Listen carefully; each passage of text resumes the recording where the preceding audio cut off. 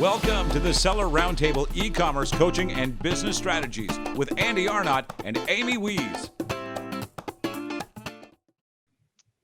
Hey, what's up, everybody? This is Andy Arnott with Amy Wees. And this is Seller Roundtable number 95, and we're super excited and privileged to have Paul Higgins on today. Paul, thank you so much for being with us. Great to be here.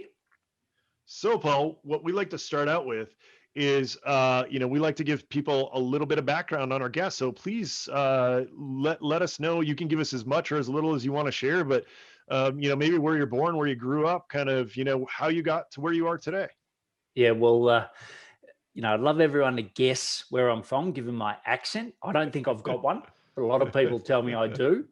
So if you pop in the chat where you think I'm from, but I am from down under in Australia, and I was born in regional Australia, so in the country, and did hard yards first 5 years growing up on a farm, and then I moved with my father and his career to the big smoke, to the city, which is nothing like some of the cities you have, but we're around 2 million people here in Melbourne, and Dad worked for a company that most Americans know and love, which is Coca-Cola. So Dad worked there, so we sort of traveled a lot with his work, and it was irony that 18 years later I ended up. Well, it was, let's say it was roughly 18 years. And then I worked there for 18 years. So I never thought that would happen. But grew up in the country, moved to the big smoke, still a country boy at heart, and had an amazing career at Coca-Cola after following in my dad's footsteps.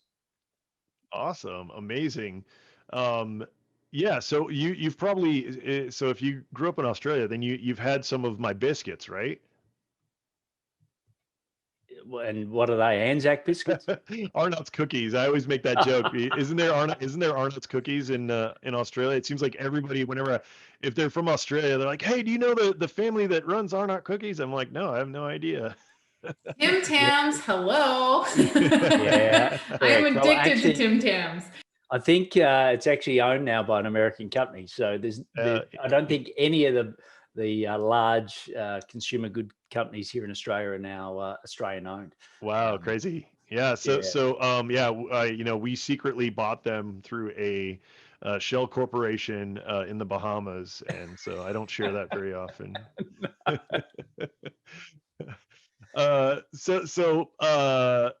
Paul, so some of the things that we cover here are, anything that has to do with business. But one of the things that I love to cover, I always love to have guests on where I feel like I need more work, right? Because it's selfish, right? It's like, well, I need to learn systems better. So let's have people who know systems on. I need to know how to do accounting better. We have accountants on, so I'm a little bit selfish when it comes to people that, that want to come onto the podcast. So I'm super excited. I would love to start out with, time. I feel like I have 3 small children under the age of 8. Time seems like it, I always tell people as I age, I feel like I'm a snowball going down the hill, and every day is a blink. So I would love to get some insight into, time management and as running as a small business owner, everybody's always stretched thin when it comes to time. I would love to hear, how entrepreneurs should manage their time more effectively. Yeah, well, look, I suppose it starts with my mum. I mentioned my dad and his career, but my mum was a school teacher, and she was incredibly planned and organized. And I think I get my basic time management and my list. Very much a list person. Now it's great because it's on project management software. It's a lot easier, but I think I got a lot of my time management skills from mum. And then, you go into the Coke company, and, that's a critical thing, especially when you go in as a salesperson. How do you better utilize your time? And a quick example for me was when, time, obviously when you put up a display of product, the quicker you put up the display, the quicker the product's going to sell, right? So, I started in 1993, and mobile phones were, just getting about. But the Coke company said, we can't afford to buy everyone a mobile phone. I said, no problem. So I went and bought my own. And then I got all my customers to ring me when the stock arrived, right? I said, look, it's going to cost you 80 cents for the call, but I'm going to say, make you a lot more money every bottle we sell. So, they kept wondering why I was winning all the sales targets. They thought I'd got the job because of my dad, but they realized that maybe I was, there for my own reasons. And that, I think, was a great example of how you can leverage your time to get results. So that's sort of where it started. And then Franklin Covey, some of you may have, read the book called 7 Habits of Highly Effective People. I read that in about 94, fell in love with the concept of personal effectiveness and personal productivity. And, that's sort of just been something that I've done all my life. So it's been a combination of technology and how do you use the latest technology. And isn't it great that we've now got cloud and we're sort of in the opportunity to do it? And also leveraging people. And, the biggest thing with time tip that I can give is I think every business owner should have a computer, a phone, and the third thing is a virtual assistant. I think that is going to be the best combination to help you save time at a high level. So, quick follow-up on that. In terms of, having a virtual assistant, so many people, they hear that idea everywhere, right? And they go on onlinejobs.ph or Upwork or, one of the various freelance platforms, and they, they get find the VA, and then they get them onto like a Zoom call or on Skype or, over chat or however it is they're conversing. And then they just kind of stare, at each other because this person, has no idea of, they know they want more help, but they don't even know where to start in terms of, offloading some stuff. So what do you think people have to do before they even have that first interview with that VA? Yeah, look, great question. I think the first thing is the mindset, right? I think a lot of people go for, well, a VA is going to cost me $5 US an hour as a rough rule of thumb. So they go that path. And I think, it's the wrong way to look at it. It's not what it's going to cost you. It's what it's costing you, i.e. what your time is worth. Right. So that's the most important thing. So if you're, making $500 an hour, it's a $500 decision, right? It's not a $5 decision, right? So the gap is a lot greater. So, therefore, even at $20 an hour or $50 an hour, it's much better to get someone else to do the things that you shouldn't be doing than you doing them at $500 an hour or, even at $100 an hour, right? So I think that's the first thing, the mindset. Don't go for the cheapest person, right? Just because everyone always talks about this $5 myth of a fantastic VA. Yes, they do exist, but it's not where I'd go first, right? If you've never had a VA before, there's really 3 key ways to get a VA. So one is through Upwork or a freelance, right? And I call that, I think that's good for specialist skills, but I don't think that's for ongoing VAs. It's, if you want a database tweaked or you want something specific, I think that's fine. The next is that you go direct. So that's where you're hiring someone up, like you said, off jobs, online PH, something like that. But I think once again, you don't want that situation. Put yourself in that situation where you're looking at them and thinking, I don't really know what to do, right? I think the third option is going through a provider, an agency, right, where they train the VAs. They then also have an onboarding process for you, and they help you get ready to maximize the benefit of a VA. So if you're looking you've never used a VA before, I'd certainly recommend the agency path, not the Upwork path or the freelance path. And I would look at it, what's the opportunity cost of your time versus going for the lowest common denominator of trying to get the cheapest person out there. Awesome. So, in terms of business models, what are optimum business models to scale fast, work less? I assume that includes VA. Yeah, look, I think the best business model, or they say that compound interest was the best thing that was ever invented. I think I can't always remember. I think it's Einstein that said that. But, ultimately, I think a recurring based business is much better than a lumpy cash flow business, i.e. project based, right? So, a lot of why, people sell on Amazon and e-com is because, it's some form of recurring. So you can, i.e. be asleep and still be making money, right? That's the ultimate thing. I don't call it passive because you still got to work for that at some point, but you work once and then you get that in spades. And I think that's the business model I love. So a lot of the people I help with originally are doing one-on-one consulting, which is great. So they build their IP, they build their knowledge. But then I'm saying, okay, there's multiple ways you can now scale that knowledge. So one way might be to do a group program. Another way is maybe to create a membership or an online course. But what you're doing is it's no different to a gym membership, right? You pay the gym membership, but you don't always go there. But when you do, you get value. I think that subscription recurring based business model is fantastic because what a lot of people do, and I must admit, I started with this, is trading time for money. But unfortunately, that doesn't blend to your lifestyle, right? My company's called Build, Live, Give because you want to build a business, but the business is first based on what sort of lifestyle you want to live, right? So the lifestyle, so if you've got a recurring model where you don't have to be there to make money, I think that's a great way to go. And then, the third thing is give, which is, Build, Live, Give is about giving back because you've got the time to do that because you've got the team, you've got the recurring income. So that's the business model that I recommend. It's not the only one out there, but I think it's a great one, whether you're selling e-com or whether you're selling some other form of service. Yeah, absolutely. And my favorite recurring revenue stream is software, right? That's my bread and butter. That's what I really, really enjoy. And I got the first taste of it, when people didn't know what Android was, right? Android phones. I had developed a bunch of apps for Android, and I remember sitting on, next to the pool in Mexico.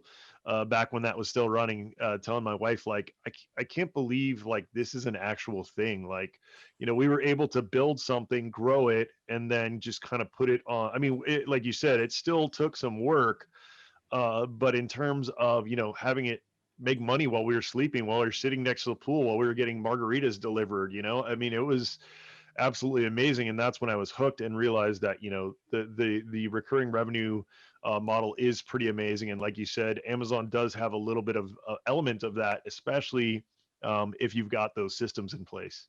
Yeah, and look, I advise some SaaS businesses. I've always wanted to build my own, and that's still on my bucket list. But I do advise SaaS-based businesses, and yeah, I think it's fantastic. And for me, Andy, the key thing that drove a lot of this change was because of my health. I got an inherited condition.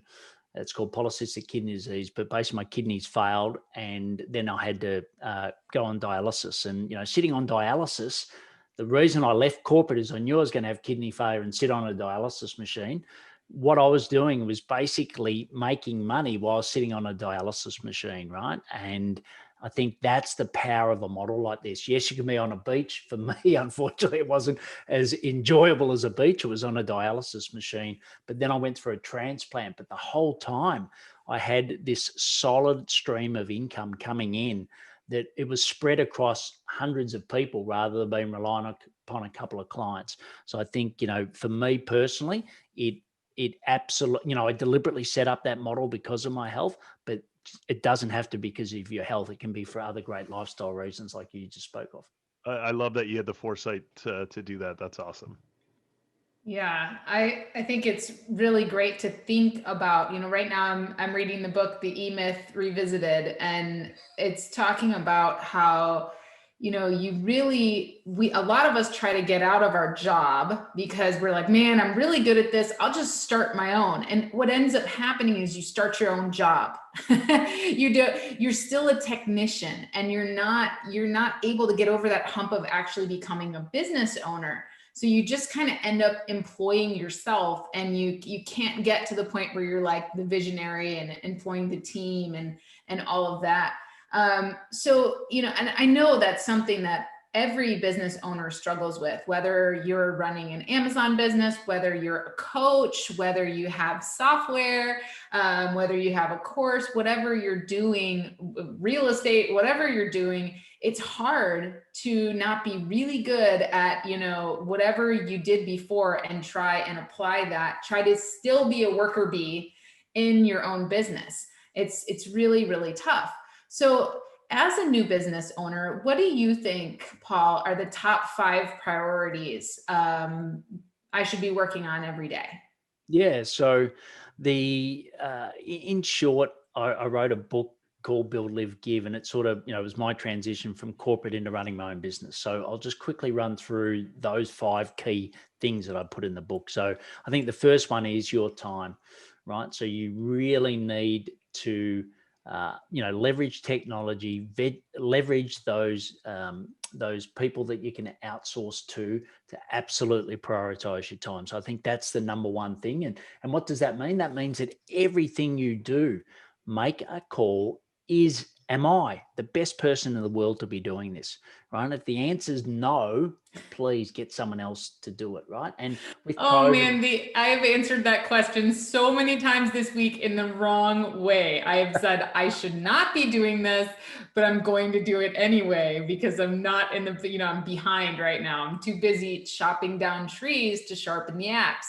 So, I got you. Sorry, please continue. That was a good one. Yeah. So that's the first one. And I've talked about technology in a VA. The next is your ideal client, right? So I think, this is so critical and it's a bit overused, but I think, I'm a big believer in niching down, niche, wherever you are in the world. I think it's really important that, someone hits your LinkedIn profile and they know exactly whether this is for them or not. There's so many of us, and I use, the Super Bowl just occurred.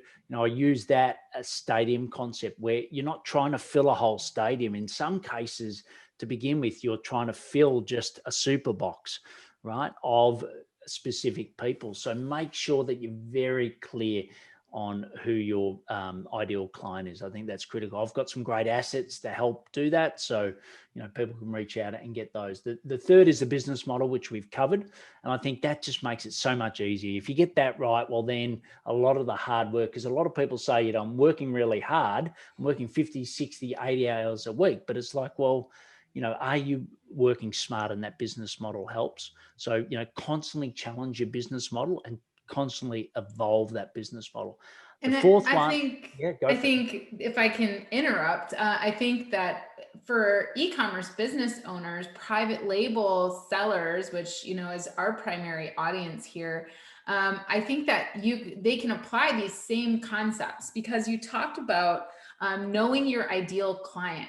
I know many people that do not focus, like when they first get started with a product brand, they try and just launch so many things in a million different categories and they end up spreading themselves very thin. And then that leads to issues with their knowing really their business model and niching down, really, really mastering a niche. And when we meet some of the sellers that have really, really done really, really well, it's because they've been able to just master a niche. So I think that those 2 things that you just talked about, knowing, your business model, niching down, and knowing what your time is worth and who should be doing what, which will allow you to scale faster, and knowing who that ideal client is and not trying to sell everything to everyone. It works across any business that you're in, including e-commerce. So that being said, number 4. Yeah. And sorry, just quick, on that, Amy, I think that was the power of the Coke company, right? A lot of people ask me, why has Coca-Cola been around for 150 years? Warren Buffett's made, I think he's 10% shareholder, made a lot of his wealth out of Coca-Cola. Why? And I said, because they do enormous amounts of consumer research before they launch anything. Right. And I think that was the real power. And that has stayed with me. They make sure that they don't come up with a product and then fit it to a consumer. They ask the consumer, they really research the consumer as much as they can. I know it's a bit of a cliche, don't put the cart before the horse, but I think I definitely learned that.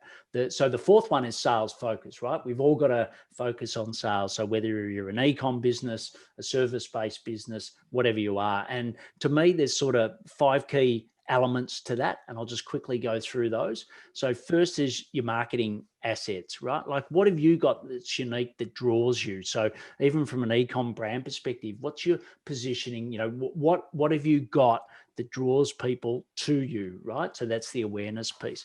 The next is around your sales funnel, right? And for e-com, obviously it's the customer journey. For a lot of service-based businesses, it's what a lot of people do, I think, is take the offline approach online. I'm like, no. You can actually digitize a lot more of your sales funnel now. You can have masterclasses, you can have webinars, you can have online quizzes and assessments. There's a lot of things you can do now to make sure that people like, know, and trust you rather than face to face.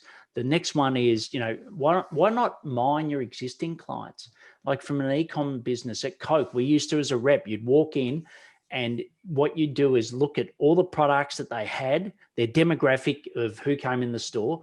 You'd look at all the products they got and then look at what you already had in your portfolio that they weren't selling, right? So that's a no-brainer. So how do you sell more to existing clients? And I often just, list all my clients, all the products that I could sell them, and just fill the boxes in, right? It's a simple activity, but a lot of people miss that. Then new client acquisition, which, that is, how most people will grow their businesses through that. I won't go into a lot of detail on that, but that's something that, we do a lot of it for service-based businesses off LinkedIn. And, obviously there's different ways for e-com. And the last one is your systems and your support, right? So, these days, if you don't have a sales CRM, I think you're missing an opportunity. Google Sheets is not a sales CRM, right? I think, you need a dedicated platform. And the other one is, like I said, 50% of sales is admin. Get someone in to do it. And the last one is high performing team. And, that's really building that team, because I think Michael Hyatt says it really well. And you mentioned it before, Amy. If you don't have a team, you've got a job. Yes, I love that. And it goes back to, what should you be spending your time doing? And then something else that you said, you talked about all the customer research that that Coca-Cola does before their launch. And I think that is something that Amazon sellers struggle with, because what we have done in e-commerce, what we teach in e-commerce, and not Andy and I don't teach this, but in general, what you learn in these e-commerce courses is to start with the product. Find a product to sell. Well, that's backwards. You should start with the customer and find out what they need, right? And like you were saying, fill in the boxes. As Grant Cardone says, I'm going to find my buyer. Before I do anything, I'm going to find my buyer, right? So I love that, we're bringing it back to that constantly. And for e-commerce sellers, if you're stuck in the product research phase, it might be because you're too focused on products and not focused enough on customers. If you do some customer research and you learn what customers in your niche like, you're going to discover opportunities like never before that aren't on the market for them that you can offer. And so that's the basics. So speaking of LinkedIn, we all know that, the power of LinkedIn. I use the power of LinkedIn to expand my sales beyond Amazon. That's how I reach out to buyers. It's really a great, easy way to do things. So what do you think? How can people get quality leads from LinkedIn? Yeah, well, because my name's Paul, I came up with the 3 Ps, right? So I'll mention them quickly and then I'll go into each. So profile, posting, and possibilities. So they're my 3 P. So I don't know, Amy or Andy, the last time that you went to search for someone, where did you go? So if you're about to have a meeting with someone, where do you normally go to research them? For me, it's for sure LinkedIn. Yeah, I do Google because I like to see what their web footprint is, and anywhere they've been mentioned. And then of course I look them up on LinkedIn. Yeah, and I use the search bar at the top of LinkedIn.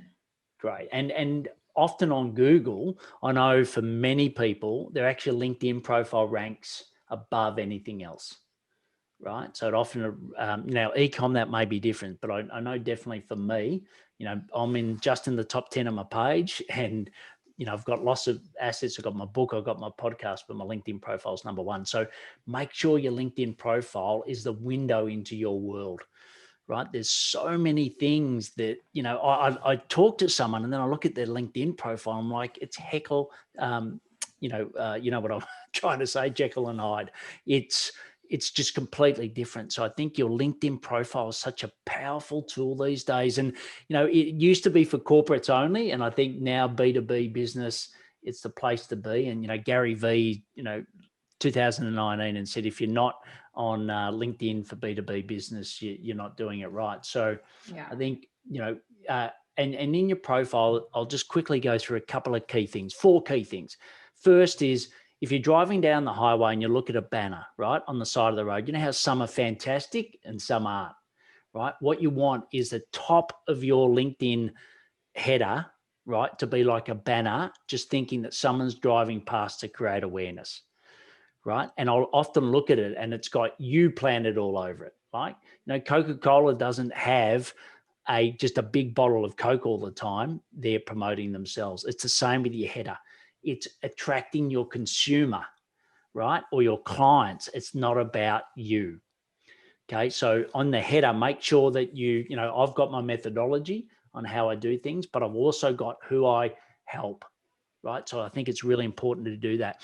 And if you want to look at my profile, you can just go to blgprofile.com and it'll instantly take you to my LinkedIn profile. The next is the headline, right? So it's your key headline statement. And I think it's simple. Just people want to box you. So what are you? So I'm a sales mentor. So just make that easy for them, because everywhere you go, your footprint, they'll see that first. And then I help X through Y to achieve Z. You do your version of that. But once again, it makes it really clear who you help, who you're talking to. The next section is the featured. A lot of people miss this, but there should be 3 key things in your feature. One is your story. I cannot tell you how many people get on a call and say, I love your story. It's amazing. It's one of the reasons why I'm having this conversation with you. And you don't have to talk about yourself in the call, right? Because they already know it. So I think that's really powerful. You can get from them. The second is a client testimonial. And the third is a really good post that is very similar to what you do. And then the about section is the last important one.